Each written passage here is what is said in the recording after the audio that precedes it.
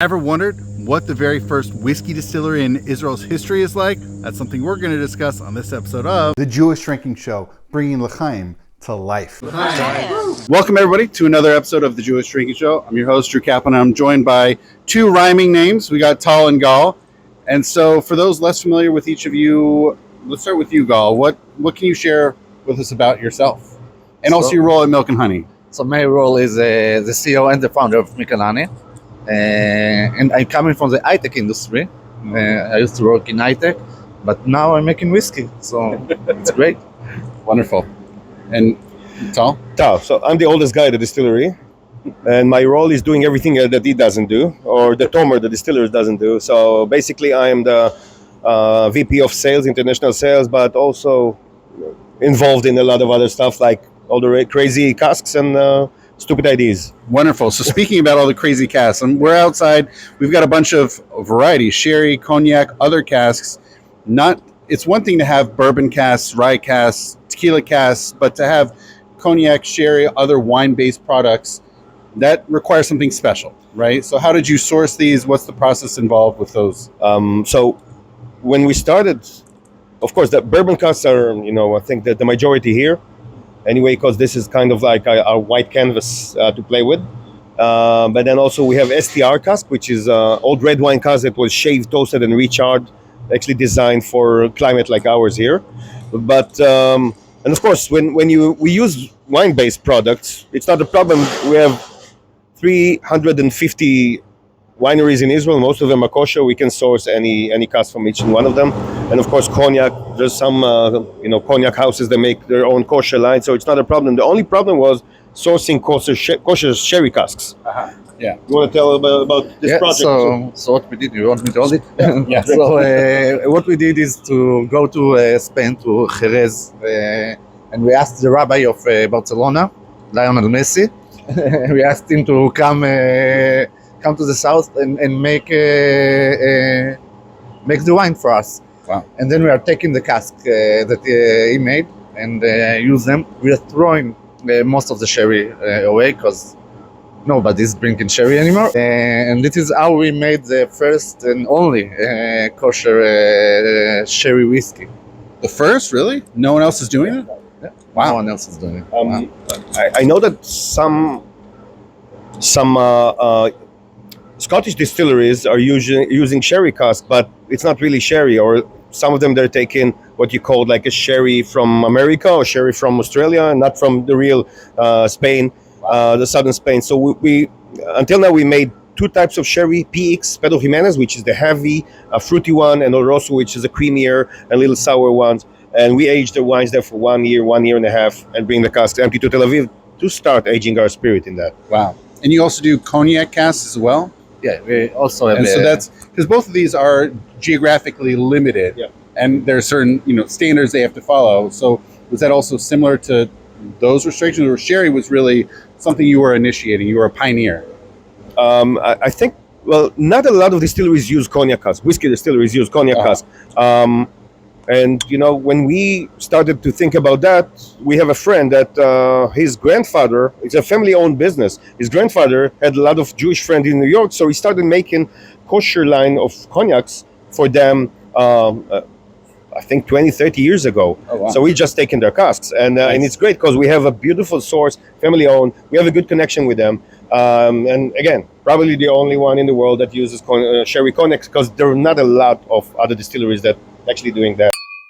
And Tal, I know you were mentioning a lot of these are not yet filled. They're fresh. Maybe not necessarily these, but behind them, there's a bunch of unfilled. Yeah, there's a lot of. We just received a new shipment. It's like a full container from Spain. Basically, we started off as a kosher project, but then because of that, we can actually monitor the quality of the wines and the quality of the casks. Because usually, small distilleries like us just source casks from brokers, and you can never know if it was oxidated before that, what the quality of the wine was. So you can source it all the way through. Yeah. Or be on top of it, really.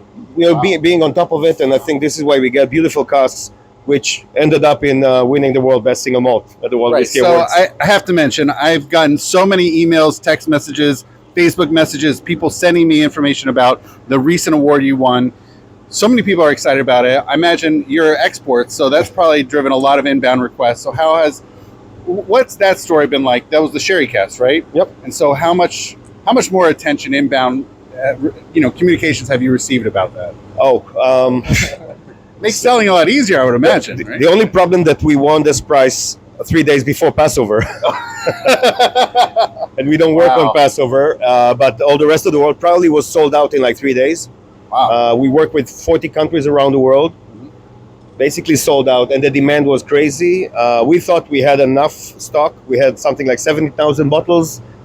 Before that, sold out in a second, and we keep on. I think since then, it's 2 months today or yesterday. Oh wow! I think it's I can't believe it's only been a couple months. No, it's crazy. It's crazy. We don't believe it. Also, it's amazing. And wow. Basically, we didn't sleep, we didn't eat. We just blending, bottling, shipping, blending, bottling, shipping, and good thing that we had a little bit of Passover in the middle. But that was your rest. but by the way, Tomer and I, we went up to Spain just to see that we have enough consistent casks. We understood that it's a game changer. So if you're controlling the entire, have you filled more casks, or will you fill now that you know demand is more than there? And how are you going to try to keep up with demand for that very particular award-winning product? So of course we bought more casks and we will use more casks, and I guess we'll make more whiskey. Wow. We actually doubled the wine production this year. Oh, so you did? Okay, so it's going to take time. Yeah. You said a year and a half. Something like that. Yeah, the harvest is in the end of the summer. Yeah. It's a hot place. Then they have to dry the grapes, the Pedro Jimenez, that we get more sweetness. So it's going to take some time, but we actually doubled that. Usually we do 55,000 liters of wine every year. Now we are going to make 100. Wow. I'm sure they're excited. It's more business for them. Has there been trickle-down effects if people are not able to get the sherry, the award-winning? It's probably still driven demand up to other of your products. There's like a trickle-down effect. Even other aged products like the cognac or tequila. Have you seen any of that? Yeah, it's exactly what's happening around the world.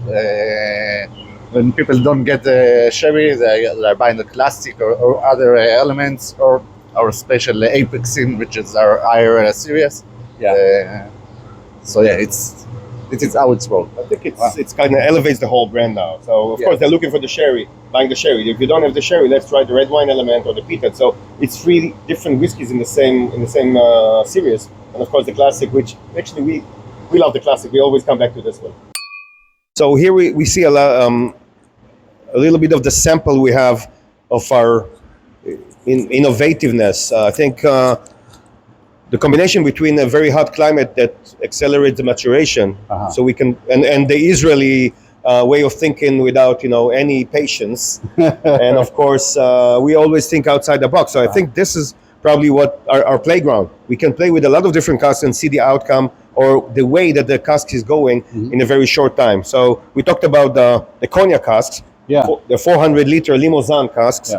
This is biblical time grape from Israeli study that mapped the DNA of 85 different grape varieties that are originally in the land of Israel that don't exist anywhere else. And this is Recanati Winery started to make wines out of those. Of course, we're going to source the cask because it's a good story. By the way, totally different taste of any other red wine that we use. Well, you mentioned, I know earlier off camera about the different type of oak used in France. So how does that different type of oak affect it versus an American oak? American oak, French oak is more dense, so there's less angel share sometimes, but it's going to give you a totally different outcome. It's going to be more floral, maybe even like blossomy fruitiness, which American oak will give you more vanilla and maybe nutty a little bit and stuff like that. So it's totally different. Oaks, of course, this used to contain cognac inside, so it's even fruitier. It's a bit lighter, fruitier. And by the way, this is the only oak that the cognac can use. This is the famous one we talked about, the Limousin, which Limousin is Limoges is the city, Limousin is the type of the wood, and of course the Americans cars, the limousines are using those for the dashboards. So you just mentioned about the heat. So you were saying that, and especially in Tel Aviv, in the summer, 50 degrees Celsius, it's really hot. Inside here, And so all these whiskeys experience the Tel Aviv summer. So how would you describe it affecting your whiskeys differently than having a cooler place. So Tel Aviv summer is hot and humid. Yeah. So when you get very high humidity, so sometimes the humidity is so high that means that you're going to lose more alcohol because the water More doesn't English have air. anywhere to evaporate. Yeah. So you're going to lose alcohol and not water. Uh-huh. And then the casks are spreading and the liquid goes deeper inside the staves and extract a lot of colors and taste. Oh. And then in the winter, Tel Aviv is dry. Even if it's raining, the air is dry and it's a little bit cooler. Uh-huh. So then casks are a little bit shrinking, the liquid goes out, and then because it's dry, you lose more water, so ABV will go up. ABV will water go, in the winter and alcohol in the summer. ABV goes up and down all year long. Casks are working. We lose 11% angel share, which is a lot. Yeah. In Scotland, you talk about 1.5 to 2% a year. cooler. It's 11 a year. We have very thirsty Jewish angels here. That's good. I'll have to save that one. And how long are you aging, or is there different products have different aging periods?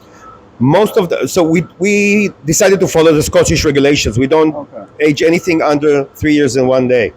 Most of the core range whiskies will be around 3.5 to 4 years. Sometimes we have a little bit more, a little bit older. The core range, and of course the Apex is all about casks and other places. For an example, we age whiskey at the lowest place on earth, at the Dead Sea. It's crazy. It's like whiskey on speeds. It's 25% angel share a year. We can never do a full maturation there. Goes up to 50, 55 degrees dry. ABV goes up to 70 and above, and all the minerals goes inside. So it's like whiskey, crazy whiskey. Wow. Okay, that is wild. Yeah, this is the reason, all the crazy cask and everything. It's the reason we won last year as a brand innovator of the year in the Icons of Whiskey, World Whiskey Awards. Wow. So they saw what we are doing, the crazy cask from the Dead Sea and all the other crazy casks we are doing, like orange wine and stuff like this. So I guess the world know how crazy we are. That's good.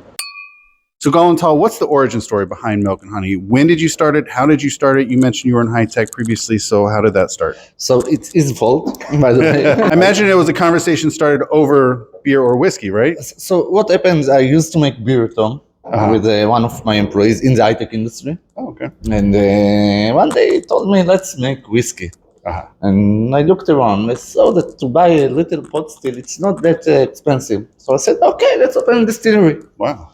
And then I understood it's very hard to open a distillery. It's hard on the legal end, hard on the financial end, hard on how? All the answers. all the everything. answers are right. Okay. It's hard. It's the first time somebody building a distillery in Israel. Oh, you were the first? Yeah, we are the Because first. I know now there's a few distilleries going on, but you were the We are the first and the biggest in Israel. We are helping everyone that open distillery. Oh, wonderful. We want a very good Israeli whiskey outside. Yeah. And I think it will do. A rising tide lifts all ships, right? Yeah. By the way, our winning did very good to other distilleries in Israel. Oh, wow. Yeah. Hey there, I hope you're enjoying this episode so far. Wanted to let you know this is not the only episode focusing on Israel. Earlier this summer, I went to Israel. That's right. And even better, I also drank in Israel and found out what's going on. So I sat down with people to talk about beer, wine, and whiskey. What's going on in Israel these days? It's all part of a Toast to Israel at 75 series we've got going on. These 6 episodes are all available. You can find them at different places, but you can also check them out, jewishdrinking.com/Israel Toast 75. I hope you're checking them out. L'chaim, now back into the episode. And then we did an event, an evening in my house, and we asked people from the industry to come and talk to us about opening a distillery. And we asked Tal to come. I told them not to do that. Yeah. Where were you before? What were you doing before? I used to work for Diageo in Israel, Oh. and I used to write You were in a sales newspapers. rep? A sales rep for Diageo? No, for marketing. Oh, really? Mostly marketing. Oh, wow. And then I was writing about, I had my own column in one of the biggest daily newspapers about wine and spirits. Wow. And yeah, they called me. Actually, I think your friends, when they started the whole idea about whiskey, they were in one of my tastings. Oh, wow. Long time ago. And then I told him not to do that. And of course, we drank too much and we decided to open a distillery. As all good stories should involve. So we had a good evening. I wrote a lot of things in this evening, and I didn't understand anything about it. So a lot of. That's when you had a coffee or espresso to read them, right? To understand them. No, it was a very nice evening, but it's like like young people are sitting in a room saying, let's open the best bar in town. Yeah. So this is what we did, but with a distillery. And it was very expensive at the end, I have to say. Yeah. We thought it would cost much less, but we aimed very high. Okay. And this is why we got to where we got. But So when did you open and when did you start? What was the process? So when did you start talking about it and when did you actually open? So in 2012, we started talking about it. 2013, we opened the company. Only a decade ago. Yeah. Oh, the company, but not. The company, yeah. But when did you start distilling? 2015. Oh, wow. We were in new, starting distilling. Construction here started 2014. There was a supermarket brand bakery, a huge one. Yeah. This place. Wow. Yeah. So 2015 we started in here, and 2019, December 2019, the classics, the first commercial whiskey, went out to the market. December 2019. Okay. That's Wow. a very bad. We actually did. Yeah, we did a That launch. could have been really good, also. Yeah, we launched our first whiskey at the end of 2019, beginning of 2020. We did a launching in Amsterdam, Paris, Hamburg. We came back. Everyone were wearing masks. Yeah. And for an impatient nation like us to wait for a whiskey to be ready, and then the world is shutting down. So it was. We probably was the first ever whiskey distillery to do a Zoom tasting. Yeah, I think it was probably late March. Wow. Because us, we're hectic and we didn't know what to do. The problem, I think, that everyone was drinking more during COVID. That's not a problem. That's an opportunity. That's a business opportunity. It's a business opportunity. The problem for us that they drank something they knew. You were sitting at home with your laptop and the kids are there. So you're sitting in Amsterdam, you're going to buy a Glenfiddich or a Macallan, not a whiskey from Tel Aviv you never heard of. Or even if you heard of, you didn't try it. Our strength is liquid on lips, not, we don't have So it was probably more of a challenge for export, for the foreign markets versus more domestic, right? Or all over. It was unfamiliar. The Israeli crowd, they are not liking something from Israel unless you want in something outside of Israel. So no, Israeli market wasn't that good at the beginning. Now it's great market, by the way. 10 days after we won the world best whiskey, best single malt, we won double gold in San Francisco for the same whiskey. And we said, we have many other whiskeys. We need to kind of balance the demand. And So you've got, what are your major, so you've got, the M&H Classic, is that what came out originally in December 2019? Yeah, so this was first release? The worst timing in the world to launch a whiskey. But then at the end of that year, this was picked to be one of the world best 20 from Whiskey Advocate, American magazine. So it wasn't such a bad year. Yeah, let's try it. Yeah. Mostly ex-bourbon casks. Okay. A little bit of those STR casks we talked about. The shaved toasted recharred cask was developed by our consultant, the late Dr. Jim Swan, the guy behind Kavalan in Taiwan and Amrut in India. Oh, wow. So it's a shaved toasted and recharred cask that was designed for hot climate. In our climate, just think about a kind of a crocodile skin inside, and then when it spreads, you take, the liquid goes inside and absorbs a lot of tannins, colors, and some spiciness from the wood. So you get, in this whiskey, you get the bourbon notes, the vanilla and the nuttiness, and a little bit of honey, and then you get some spiciness. Nuttiness? Really? Not nuttiness, just nuts, like a little bit of nutty flavors.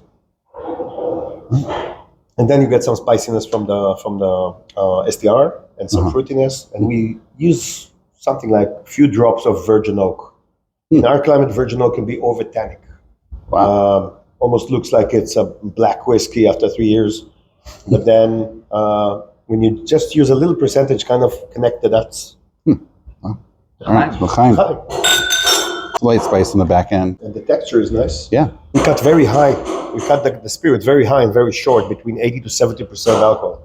That means we cannot use a lot of the tails of the feints, and there's some oils there that we lack. But then both of the line arms of the still are going, we can show that later, are going down 45 degrees. So everything that goes out goes straight down to the condenser. There's no reflex, so you get some of the body and the texture because of the shape. Hey there, hope you're enjoying this episode so far. Really cool episode on Israel's first ever whiskey distillery. I want to give you a sneak peek into next week's episode featuring Adam Montefiore. In Israel, a lot of the production, we produce something like 12 million bottles of grape juice a year. And as far as Specifically grape juice, and I'm not talking about grape juice in Tetra Pak, I'm talking about grape juice from wine varieties that the wineries make, and it's for use in religious ritual. as grape juice. As grape juice. And here, grape juice is considered part of the wine industry in a way. I mean, it's not wine, it's grape juice, but it's produced by the wineries. And we don't have this great division that you have in America where grape juice is food and wine is wine. So you started with the classic. And so I see you have other lines. So your other lines are Elements and Apex? Yeah. So the elements are, so classic, we call it a table whiskey. That means for Tomer, the head distiller and master blender, he says that if you put it on the table, there's like 5 different people that they all can relate to it. Even if you like a sweeter one or a peated one, it's a whiskey for everyone. We call it actually, Gal and me, a table whiskey, because if you put it on the table, watch a game of basketball or football, it's gone. Yeah. You can only the table. It's like a session beer, but for whiskey. It's a very drinkable whiskey at 46 ABV. Wow. We don't do anything less than 46 because it's non-chill filter. This is the minimum you can go without chill filtration. Really? We don't want a chill filter because you lose a lot of the taste. And these 3 were made to be, the target was to make very balanced whiskeys, but with for different crowds, for different target markets and for different tastes. Yeah. But they're all very, very balanced. They're based on 50% same type of cask as the classic. And then we add another element. So the wine is not going to be very winey. I'm going to interrupt. Are you making only Scotch style single malt, all barley? So you're not doing bourbon style. You're only just focusing on Scotch. We're focusing on barley. We distilled something else. One was rye, which we don't have the right equipment, so it's muddy, it's messy, and it's a hard grain to work with. Yeah, it's a hard grain. You had to see how the distillery looked like. You tried it and you moved on. Okay. We use ex-rye casks, but it's different. And we distilled some sugars during COVID just to help with sanitizers. The hand sands. Yeah, whatever. So how did you decide only to do the single malt, just to focus on barley? This is what we like, no? Yeah, that's a good reason. I didn't know. Drink. Okay. I wanted the milk, so I bought a cow. The target was not to make very aggressive whiskeys. So even if it's wine cask, it's not going to be over winey whiskey. Sherry is not going to be a sherry bomb, like a wood polish sometimes. It'll be more subtle. And the be more subtle. Much more subtle. Yeah. And the peated one is actually a gate opener for a lot of Americans with peated whiskeys. A lot of Americans grew up with bourbons, which is they have a sweet tooth, and then I don't know why, but sometimes the first single malt Scotch they ever tasted was a Lafroig, and then they're never going to touch it again. The burning hospital sensation. So this is a very, we season it with a little bit of peatiness and not overwhelming. So let's start with red wine, and it's really hard to make the same whiskey when you're using. Sometimes it's Merlot, the other one is Cabernet. This comes from the desert, the other comes from the mountains of Jerusalem, from the higher Galilee. All in all, I think we're using more Carignan, grape variety called Carignan, which is more Mediterranean, and we like the outcome, and a little bit bigger cask, 300, 350 liters that have less wood content. How did you come up with the classic, it makes sense. You want that table whiskey. How did you come up with the series? You wanted to play around with things. Obviously the sherry won the award, and peated is, of course, it's a Scotch staple. How did you come up with this line? So it was like Tomer's ideas of let's try things and let's see what's good, and again we call it elements because he added every time he added the element and he saw that he can make something very nice. And from then we'll talk about more special things. But Tal got crazy and brought us a lot of crazy other ideas of how to make whiskey and with what. If we talk going back to the element series, so peated and sherry, it's something that it's very they have the crowd in the market. And of course we wanted to make a good sherry whiskey and a peated one. With the red wines, we just have beautiful wines in Israel, so we wanted to bring something local, and we always look for the Israeli DNA when we're making whiskey, because we source the barley from outside, because Israel is not the best climate to grow proper barley. Even though it's one of the Shivat Aminim, it's one of the 7 species of the land. But we have barley in Israel, but it's not not in the volume that you need. Not the volume and not the right variety. We don't have enough starch to ferment into change it into fermentable sugar. It's mostly with fibers just for animal feed and stuff like that. So not yet. Not yet. Yeah, we're working on that. I'm curious also, I know we're in Tel Aviv. So Tel Aviv, kosher is not really the biggest driver, desideratum of decisions. So using, already kosher casks for definitely the kosher, it's very, fit, consumable for the kosher crowd, but that's not necessarily your intention. It's a good business decision, right? Marketing? It was a decision. A decision, okay. At the beginning, we decided to be kosher. Right now, I think it's working good. He helps us, so everything is good. Yeah. We have a lot of problem with being kosher because we can produce 30% less than any other distillery. Just think about if all the holidays are in 1 month. Then you have like 3 working days. You cannot ferment. You cannot distill. You cannot. So it depends, because it changes. So one time it's all in September or Rosh Hashanah. For the harvest, for the grape harvest.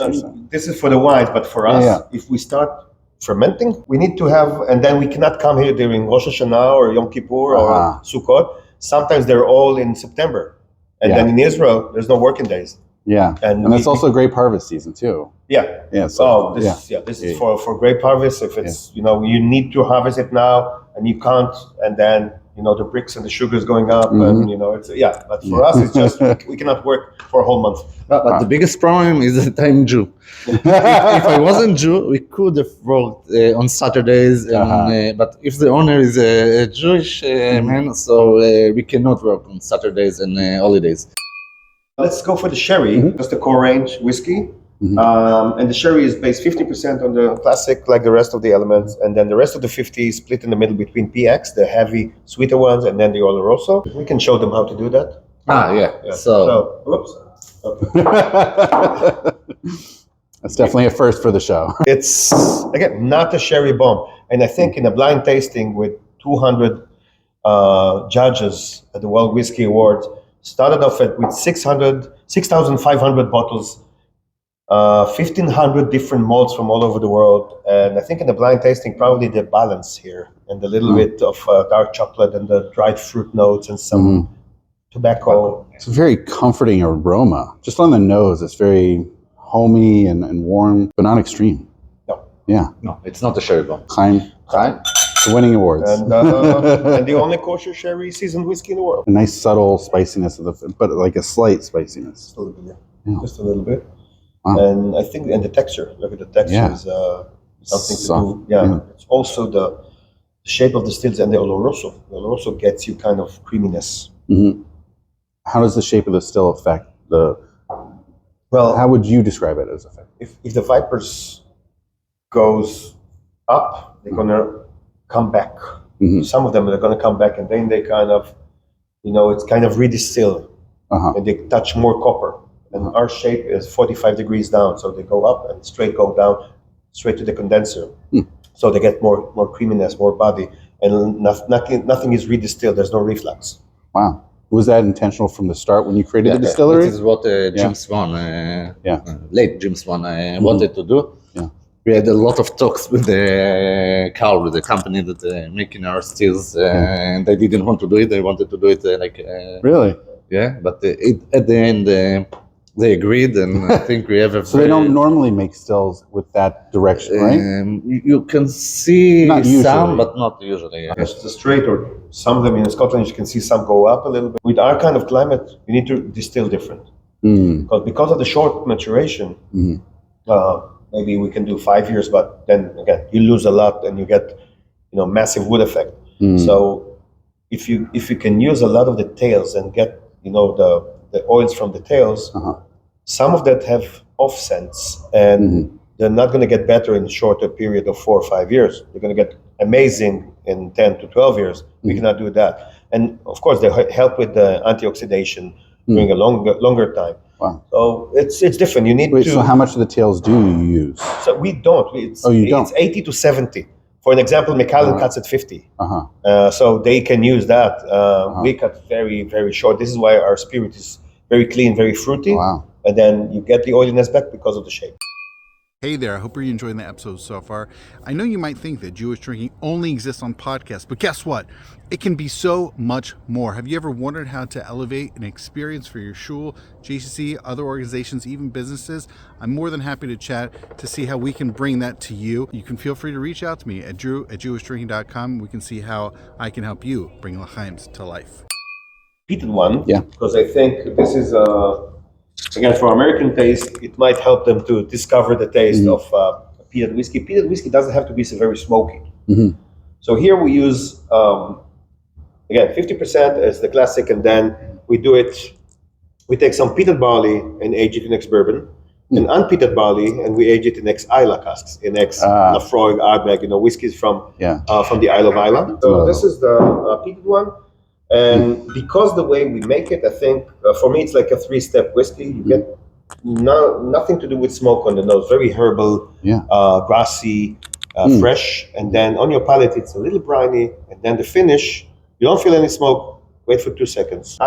Now it comes. Oh, wow. That's so neat. It's subtle and also very nice mouthfeel, like the sherry. Yeah. It's a very subtle, again, with small black peppery spices on the finish.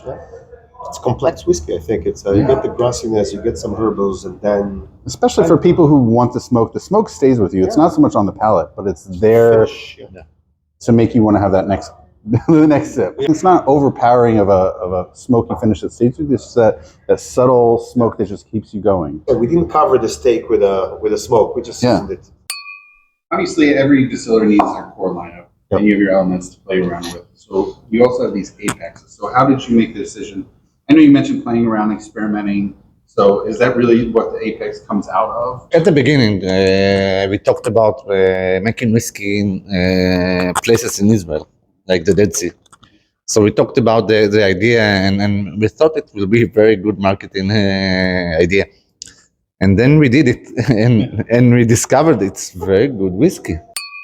This one is the one that was aged at the Dead Sea. It's the third batch. Yeah, the third batch we did from the Dead Sea. Okay, I was just there this week. We started off, we aged whiskey on the roof of a hotel just to see what happens. And in the Dead Sea? Oh, wow. Dead Sea. Now it's in En-Gedi, and the kibbutz and the resort there. Wow. And so we have our own warehouse. It's open air, so you get a lot of air inside.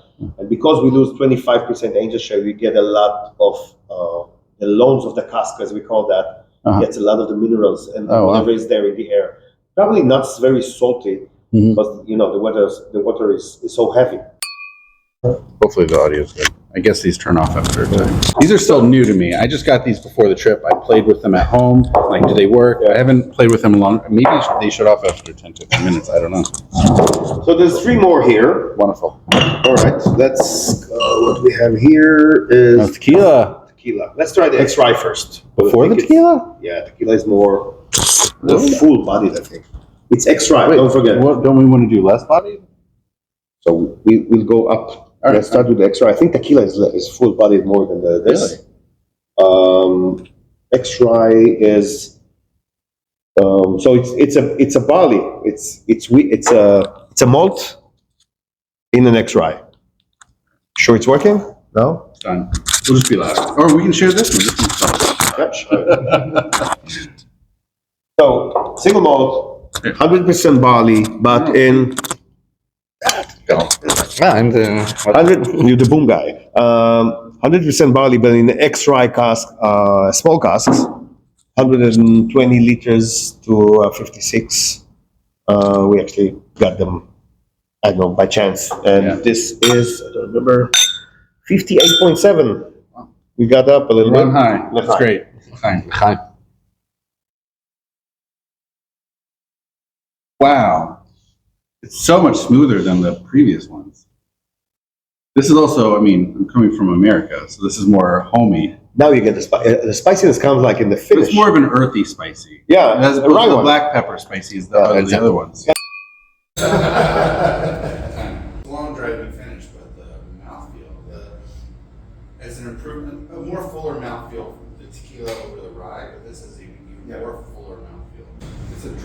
spice. It's like Yeah. a dark, flavorful spice. It's very different. Yeah. Along with a nice spiciness. It's a different spiciness than the earthy rye. It's more like the red wine for the elements. Yeah, but then again, totally different red wine, totally different Vastly spices. different. This is more warmer spices. I Yes. think. This would be incredible in the winter time. Yeah.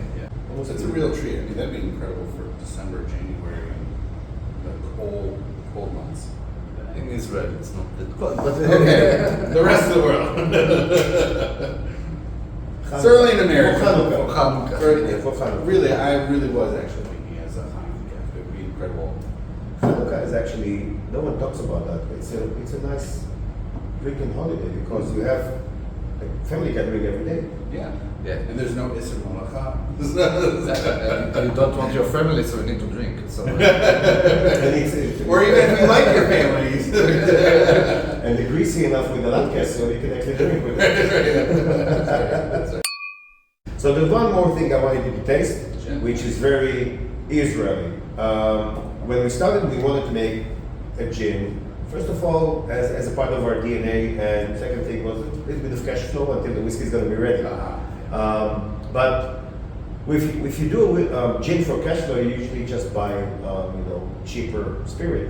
We didn't. We make a gin from single malt, so it's the same. Really? The same you make. It's a double distillation of the same barley. Wow. Instead of putting it in a cask, we put it into fill in a little alambic of a little postil, 250 liters, and then we take our herbs. So of course you need juniper to call it a gin. Yeah, 51%. Not that much. You need even less. But for us, it's a contemporary gin. It's not a London dry. So we have juniper inside, and then we have lemon peels. We have oranges. No, we're from Jaffa origin. And then we have lemon verbena. We have Louisa. Everything. We drink it here in tea. Yeah. So lemon verbena, and we have chamomile, and we have cinnamon. We have black pepper and za'atar. And then we macerate the herb for 48 hours, and then we distill it again, and then in the carta head, in a little strainer there, we have another batch of lemon peels and fresh za'atar. And then, because it's going to get you a different outcome from maceration or through the vipers. And then we cut it It's to going to be like a 46. greener. Obviously, it's going to be herbal, but it's going to be a greener. You've been to the whiskey market? Not yet. All right. The spice market is just like 1 kilometer from here, and this is the spice market gin for us. Of course, you're gonna get the body from the malt, Yeah. so it's a bit different. 46% as well. So it's a single malt gin, and we call it a gin for whiskey lovers Oh, because it's made from barley and you know your audience. No, Gin for whiskey. We asked them what it's. I've been in the US and I gave people the gin and they said I don't like gin, and I said you like whiskey, you will like this gin, and it was like a wow effect. Sometimes, yeah. In the end of whiskey tasting, we give them that numeric. It's like refreshing. Yeah, and then it just because it's a different gin. I love martinis, but we make martini with this one. It's a heavy one. It's We also make very citrusy. Like a lemon, not orange citrusy, lemon citrusy. And the aroma. Then you got the spices. You got the za'atar. Wow. All right. Have you thought about barrel aging this? We have one. Well, because Cobalt in Chicago, like I mentioned, in addition to their dry gin, they do a barrel aged gin, which is for them their gin for whiskey drinkers. Because you're used to the vanilla, So back into the visitor center, we go out and give you a taste of the barrel aged one, but we don't age it in new casks like some of the American. We age it in SPR, so it's an old red wine cask, so you get more fruitiness. It's like a winter gin. And then we just had another one during COVID. It was before COVID. We did a special edition for the visitor center, but of course there was no visitors during COVID. Peated one. So it's a gin that was aged in a Freud quarter cask. amazing. But for a short time, just a little bit. How was it though? Was it fun? It was, Yeah, it was it's interesting good. flavor. It's Very, very nice one. But the Just aroma think- is, I don't want to say intoxicating. It's very like mesmerizing. It's a mesmerizing aroma. It's one of those things like you get a nice glass of wine, a good glass of wine, just keep smelling it without tasting it. Yes. It's so good. That's this.